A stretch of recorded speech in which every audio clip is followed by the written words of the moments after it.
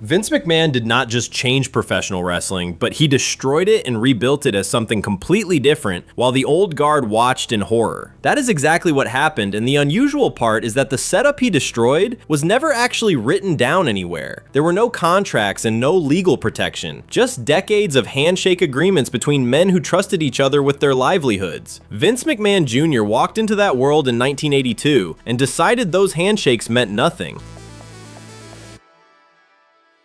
To understand what he did, you first need to understand what he dismantled. By 1948, the trade across North America ran on the territory model, where a cartel called the NWA divided the entire continent into regions. Texas belonged to one owner, Minnesota belonged to another, and different bosses ruled the South and the Northeast. The one golden rule that kept everything running was simple: you do not touch my turf, and I do not touch yours. Every local promoter ran shows, drew loyal crowds, made steady money, and stayed in his lane. And this setup functioned flawlessly for 30 years straight. Every operator grew up knowing those borders were real and mattered. When Vince McMahon Sr. ran the World Wrestling Federation out of the Northeast, he respected those lines completely. He built his domain, ran his business, and kept the peace, while his son watched all of this growing up and decided the old man was wrong.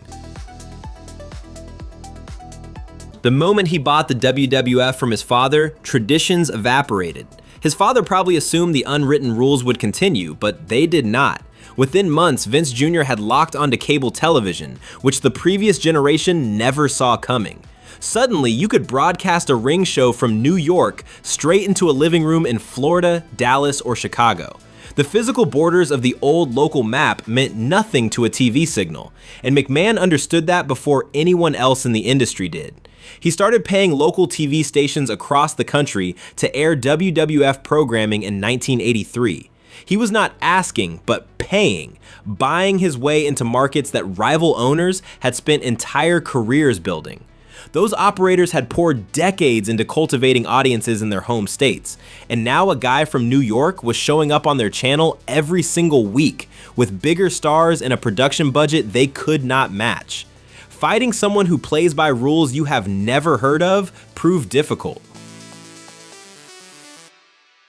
Vern Gagne ran the American Wrestling Association up in the Midwest as a good businessman with a passionate fan base, making him one of the most respected promoters in the network.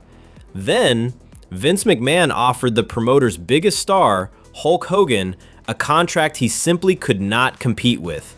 The superstar left for the WWF, and with his main draw gone, the AWA started bleeding out immediately.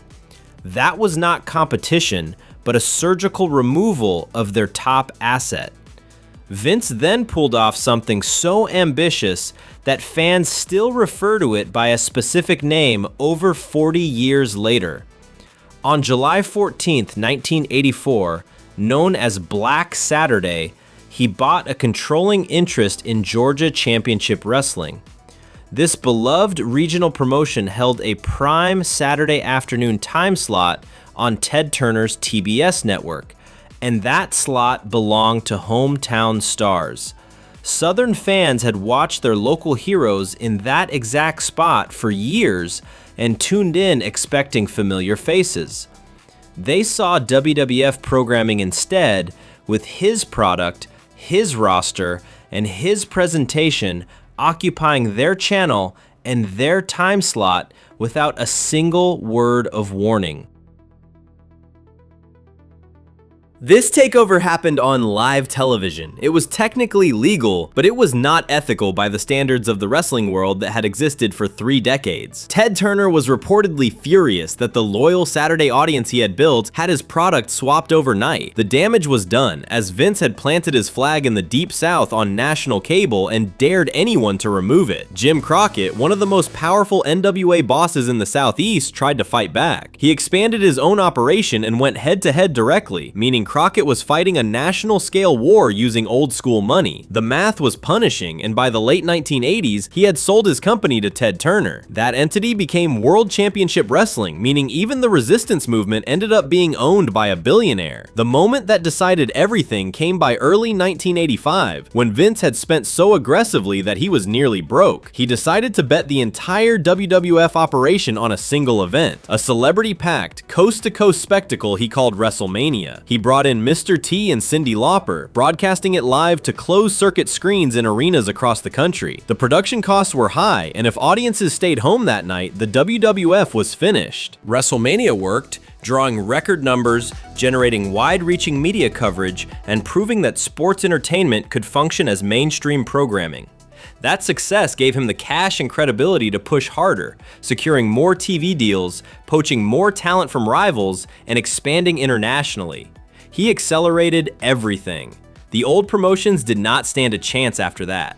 Fritz von Erich's world-class championship wrestling collapsed by the early 1990s, and the AWA folded completely in 1991 after years of losing talent and viewers.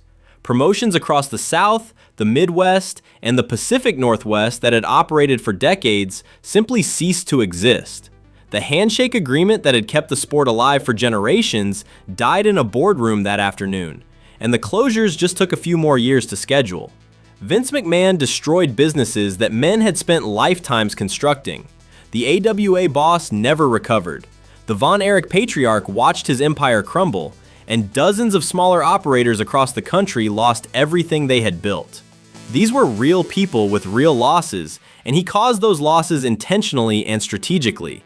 He did not just take their business, but he erased them. Drop your take in the comments on whether Vince McMahon was the visionary who dragged this business into the modern age, or if he was just a well-dressed pirate who seized what other men built. The answer says a lot more about the viewer than it does about him. He also constructed something that reached audiences the old system never could have touched. WrestleMania became a cultural institution, and the WWF turned performers into global celebrities. His top champions appeared on magazine covers next to rock stars and actors, which was structurally impossible in the localized model. The men who ran the old fiefdoms called Vince a traitor who had no respect for the foundation that made his family wealthy, and they were right. He burned the old world down and built a bigger one on top of the ashes. Depending on the perspective, that is either the greatest achievement in modern sports history or the most deliberate act of corporate theft the industry ever saw. One man took a single decade to wipe out an entire empire and rebuild it from scratch.